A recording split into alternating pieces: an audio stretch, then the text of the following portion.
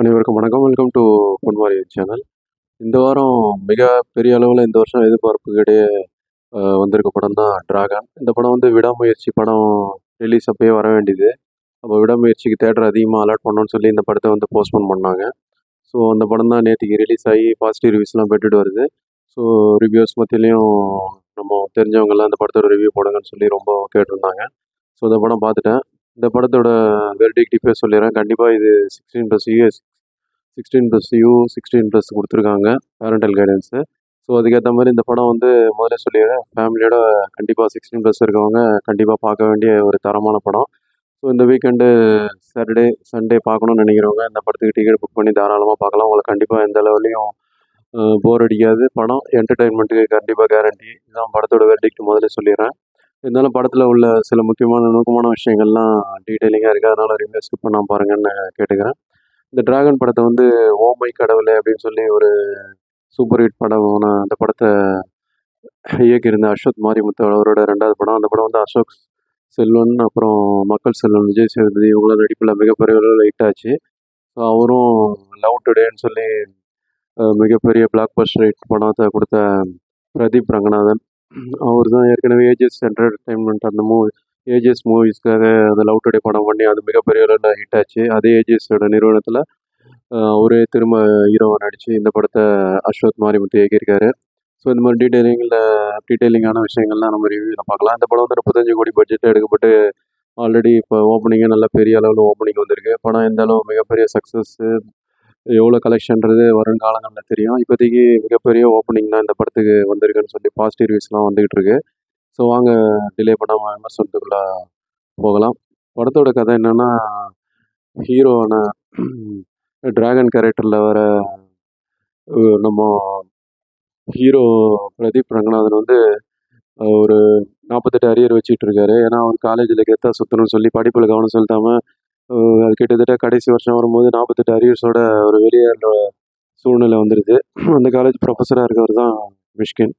அப்போ வந்து இவர் ஒரு கட்டத்தில் வந்து காலேஜில் வந்து அவர் கூட ஒரு சின்ன ஒரு பிரச்சனை ஏற்பட்டு ஐடி கார்டை தூக்கி கடாச்சிட்டு வந்துடுவார். நான் காலேஜில் இருக்க மாட்டேன்னு சொல்லி அந்த அரியர்ஸ் இல்லாமல் வெளியில் வந்துடுவார். இதை கேள்விப்பட்டு அவரோட லவ்வராக இருக்க அந்த டயத்தில் லவ்வராக இருக்க அனுபவம் பரமேஸ்வரன் வந்து 48 அரியர்ஸை கிளியர் பண்ண தான் சேர்ந்து வாழ்வேன், இல்லைனா நான் வேறு கல்யாணம் பண்ணிக்க போகிறேன்னு சொல்லி வீட்டில் பார்க்குற மாப்பிள்ளைக்கு ஒத்துக்குப்பாங்க. அவருக்கு வந்து 1,20,000 சம்பளம் அந்த மாப்பிள்ளைக்கு. அதனால் இவரை வந்து பிரேக்கப் பண்ணிவிட்டு அவங்க போயிடுவாங்க. ஸோ இவர் இந்த 1,20,000க்கு ₹1 சம்பாரிச்சு காமிக்கணும்னு சவால் விட்டு அந்த 48 அரியர்ஸ் கிளியர் பண்ணாமல் சில ஒரு சில ஏமாத்து வேலைகள்லாம் பண்ணி ஒரு வேலையில் சேர்ந்துடுறாரு ஐடி கம்பெனியில்.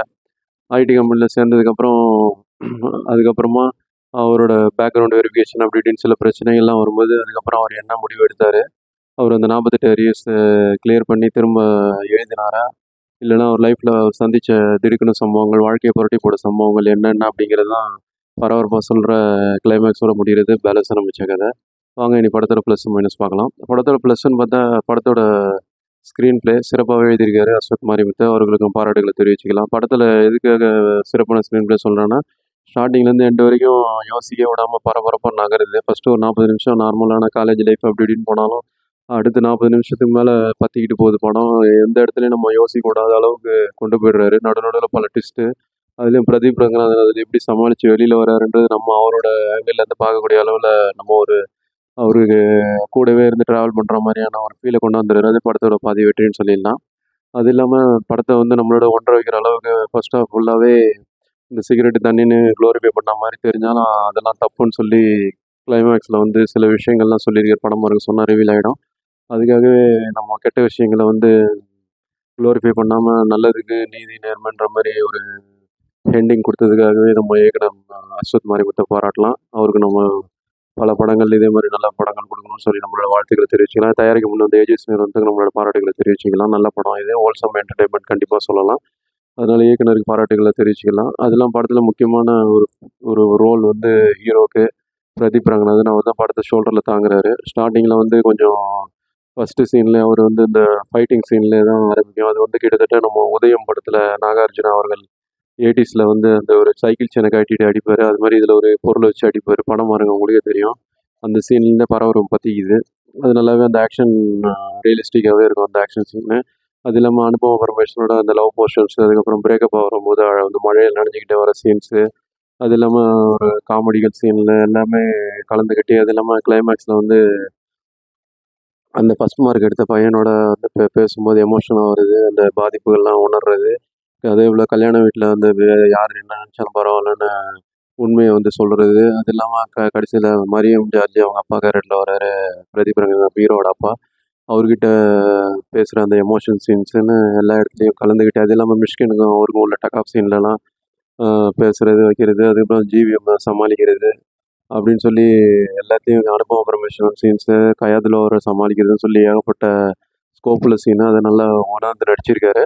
முந்தைய படங்களில் வந்து கிட்டத்தட்ட தனுஷ் அவர்களோட பாணியில் தான் அவரோட பாடி லாங்குவேஜ் இருக்குன்னு சொல்லி நிறைய சீன்ஸ் வந்தது. இதுலேயும் ஓரளவுக்கு முதல்ல ஒரு 80-90% இருந்தது. இதில் கொஞ்சம் 20% குறைச்சிட்டாரு.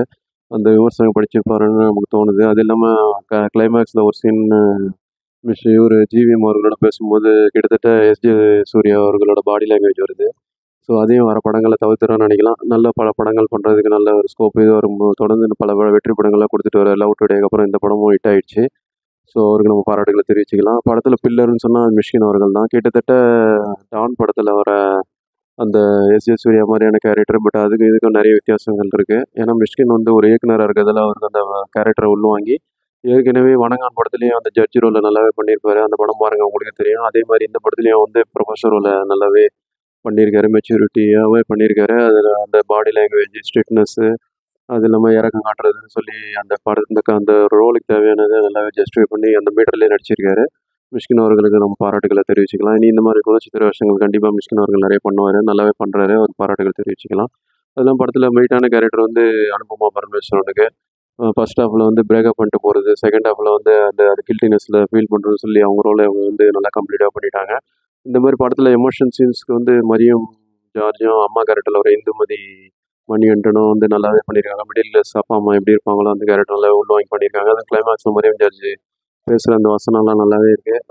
நல்லாவே பண்ணியிருக்காங்க. அது இல்லாமல் படத்தில் வந்து இது மாதிரி எமோஷன் சீன்ஸு, லவ் சீன்ஸு, அப்புறம் காலேஜ் சீன்ஸுன்னு கலந்துக்கிட்டு பேக்கேஜ் இருந்தாலும் காமெடி தான் மெயினாக படத்தை ஃபஸ்ட் ஹாஃப்லேயும் செகண்ட் ஹாஃப்லேயும் ஃபீல் குட்டாக கொண்டு போகுது.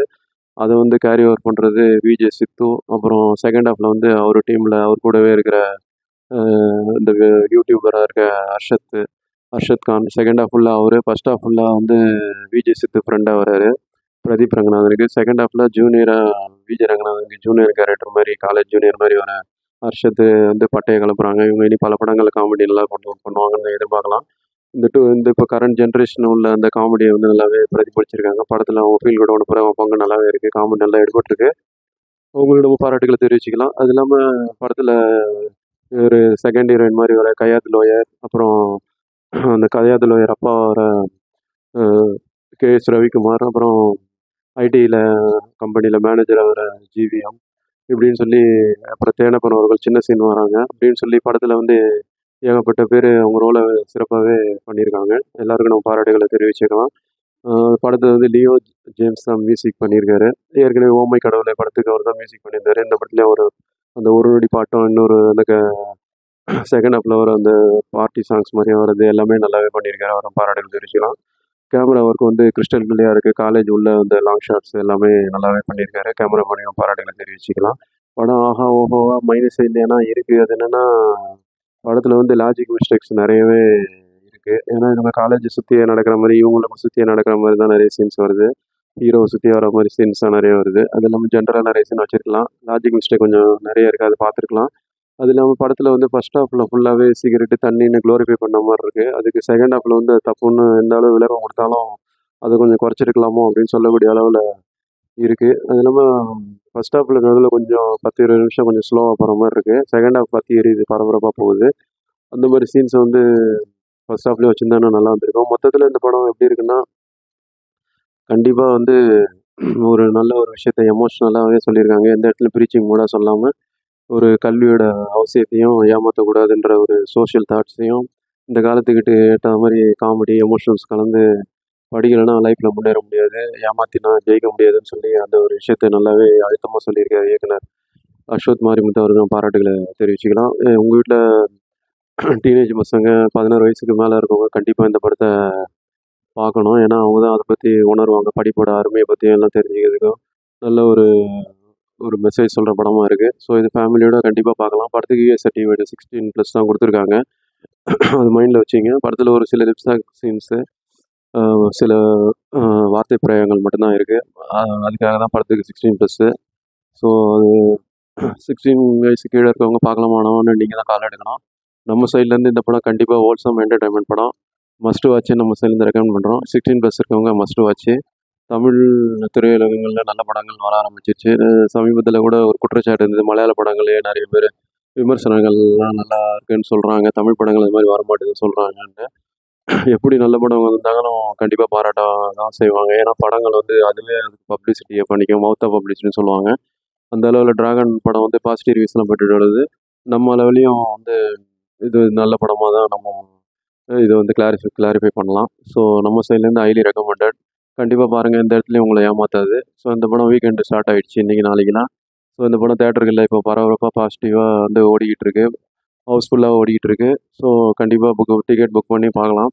ஒரு நல்ல தரமான படம் பார்த்து ஒரு திருப்தி கிடைக்கும். படம் பார்த்துருந்தீங்கன்னா உங்கள் கருத்துக்களை பின்னோட்டங்களை தெரியப்படுத்துங்க. வேற ஒரு ரிவ்யூ அல்லது உங்களோட சந்திப்போம். இந்த ரிவ்யூ பிடிச்சிருந்தா ஃப்ரெண்ட்ஸ் எனக்கு ஷேர் பண்ணுங்கள். வேற ஒரு ரிவ்யூவில் உங்களோட சந்திப்போம். அதுவரை நன்றி, வணக்கம்.